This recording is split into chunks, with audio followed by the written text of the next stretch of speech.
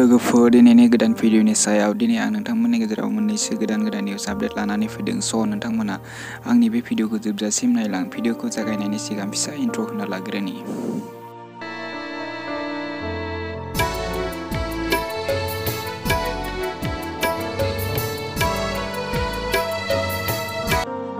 फैदो लोगोफोर दिनैनि फार्स्ट निउस आपडेटनिफ्राय। दिनैनि फार्स्ट निउस आपडेटआनो जादों एचएस फार्स्ट इयार 25/03/2020 आव जानो गोनां आनजादा पस्टपन जाबाय एबा दोनथ'बाय। जेब्ला फिन डेट फोसावगोन अब्ला आं बे चेनेलाव आपडेट लिंक खालामनानै होगोन।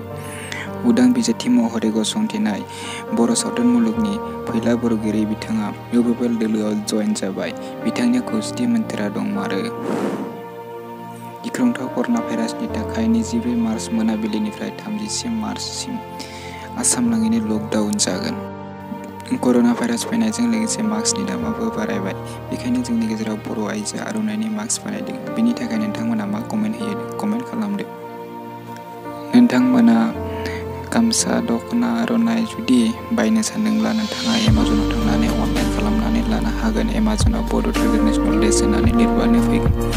नोंथांमोना बेखौ मिथियाखैमोन, नोंथांमोना भिडिअखौ नायनानै मिथिबाय। लोगोफोर नोंथांमोना दिनै गोबां खोथा मिथिबाय। बेफोरबायदि गोदान अपडेट मोननो थाखाय